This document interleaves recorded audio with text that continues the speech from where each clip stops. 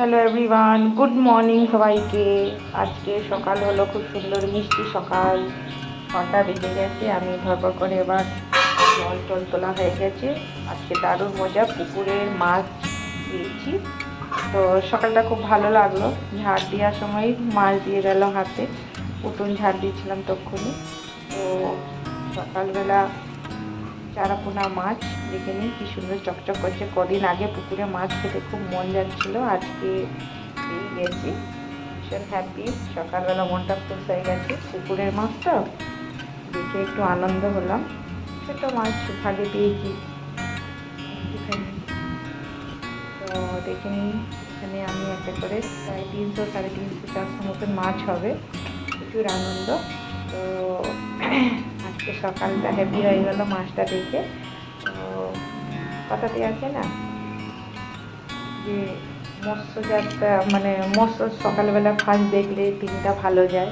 সকালবেলা মৎস্য দেখে দেখি কেমন যায়। তো আজকে আমার ভিডিওটা আছি যে সকাল 6টা থেকে আমরা উঠে প্রত্যেকটা বাড়ির মেয়েরা 11টা অবধি, যতক্ষণ না ছেলে খাওয়া দাওয়া মিটে বা সবার কাজ বাড়ি যতক্ষণ না মিটে, মানে ওদের স্কুল পৌঁছানো পর্যন্ত, ততক্ষণ আমাদের শান্তি নেই। দেরি হয়ে গেছে, এবার আমার ছুটি লেগে গেছে। দেখছি এবার বেলা হয়ে গেছে, চানও এখানে রেডি। চান টান করে আমি একদম রেডি হয়ে গেছি। এবার আমি এখানে ঠাকুর মুছে নেব। ঠাকুর মুছে ভাত করে পুজো করে আমাকে ভাত চাপাতে হবে, ওই জন্য আমি তাড়াতাড়ি করে ঠাকুর মুছে নিচ্ছি। এখানে দেখতে পাচ্ছেন, এবার আমি জল ঢালবো তুলসী তলায়। চলে এসেছি, পুজো করছি এখানে। আজকে তো মেঘলা ওয়েদার, কালকে ভীষণ বৃষ্টি হয়েছে। আজকে আমি সকাল এখানে এসে সূর্যকে নমন করে আগে আমি পুজো করে নিলাম। জলটা ঢেলে নিয়ে ঠাকুরের কাছে কামনা করি, ঠাকুর যেন দিনটা ভালো যাক, আর আমার সন্তানকে যেন ভালো রাখুন, সেই কামনা করি। পৃথিবীতে যতজন আছে সবার যেন সন্তান ভালো থাকুক, এখানে ঠাকুরকে কামনা করে এবার আমি চলে যাব ভাত বসাতে।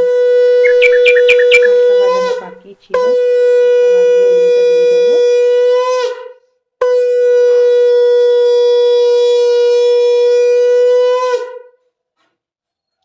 সকালবেলা কাপড় ছিপির মতন কাপড় পরেছি তাড়াতাড়ি করে, কি করব। এবার উনুনটা ধরিয়ে ভাতটা বসানো হয়ে গেছে। এখানে মা মাছ ভাজছেন। কি করবেন, আমি মাছ ভাজতে পারি না, সত্যি ঘটনা বলতে একটা দারুণ একটা দুঃখ বিষয় কি আমার মাছ ভাজতে পারি না। তো আগে বাবাই ভাজতেন, এখন মা কি করবেন, ওই চোখ কাটানো 1 মাস হতে চলেছে, এখন ওর মধ্যেই মা বললেন আমি বেঁচে দিচ্ছি। তো যাক, একটু হ্যাপি। আমি চট করে এখানে জামা কাপড় শুকোতে দিয়ে দিই, ওইদিকে ভাত বসানো হয়ে গেছে আমার। এবার জামা কাপড়গুলো শুকোতে দিয়ে ভাত ফুটছে এখানে। এবার ভাতের উপরে একটা যে দেখবেন ময়লা ভেসে ওঠে, সে ময়লাগুলো আমি বার করে নেবো। যতই ভালো চালটা ধোন, এই ময়লাগুলো ছেঁকে নিলে কি হয়, ভাতটা ফ্রেশ হয়, এই নোংরাটা পেটে যায় না। দেখতে পাচ্ছেন, এই দেখুন ছেলে টিউশন থেকে চলে এসছে, স্কুলের জন্য রেডি হতে। মায়ের মাছ ধোয়া হয়ে গেছে, এবার একটু একটু নুন দিয়ে ধুলে উঠে যায়, বলো সব। হ্যাঁ আমি তুই বললি বলে আমি আর বললাম না সোনাকে, তুই বললি দেখো সব, দেখো নোংরা কোনো উঠে যায়। দিয়ে দাও, হ্যাঁ, আমি বোধহয় এসেছে ওটা। নোংরা দেখো ভেসে উঠলে একদম পরিষ্কার হয়ে গেল। না না না, মাছ যত ধোবে তত মিঠে। আর রেডি হতে গরম জল করে চান করে দিয়েছে, ওর জন্য তাড়াতাড়ি করে দুটো মাছ দিয়ে দিই। রেডি হচ্ছে ছেলে আমার এইটুকুনির মধ্যে দায়িত্বটা নিজে নিয়ে নিয়েছি। স্কুল জামা, টিউশন জামাটা কষ্ট হয়, কেন আগে আমি দিয়ে আসতাম নিয়ে আসতাম, এখন তাকে একাই যেতে আসতে হয়, কিছু করার নেই। তো আমি তাড়াতাড়ি করে, দেরি হয়ে গেছে, 10:30টা বেজে গেছে, আমি চটকে খাইয়ে দিচ্ছি। গরম লেগে গেছে ছেলে মুখে, বাপরে আমাকে বলছি আবার মা গরম লেগেছে, একটু জল ঢেলে দিলাম, জল ঢেলে একটু খাইয়ে দিই। একটুখানি মাছ খাই, একটুখানি তোর জন্য কষ্ট করে তাড়াতাড়ি করে করলাম, মাছ মুখে দিল না একটুকু, একটাও দেবে না মাছ, ছোট মাছ খাবে না বলে। বই গুছানো হয়নি, তাড়াতাড়ি গুছো।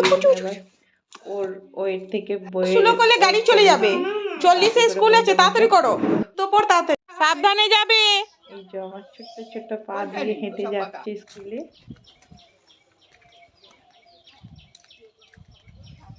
সকাল 6টা থেকে সকাল 11:45 অবধি চললো আমাদের যুদ্ধ। আর যাচ্ছে ছেলে, মন খারাপ করছে, একাই যাচ্ছে, আমি নিয়ে যেতে পারছি না কারণ দুটো অসুস্থ মানুষ আমার বাড়িতে রয়েছে। এরকম এবার আমার গোছানো পালা, সব ছেঁড়া বেড়াগুলো গুছাবো, গোছ করবো। মাছটাও ভাজা হয়ে গেছে, সবটা ভেজে ফেলেছি। এবার আমি একটু টিফিন করি, 11টা বেজে গেছে। একটু টিফিন করে মাছ ভাজা দিয়ে একটু গরম দুটো ভাতই আমি খেয়ে নিলাম আজকে।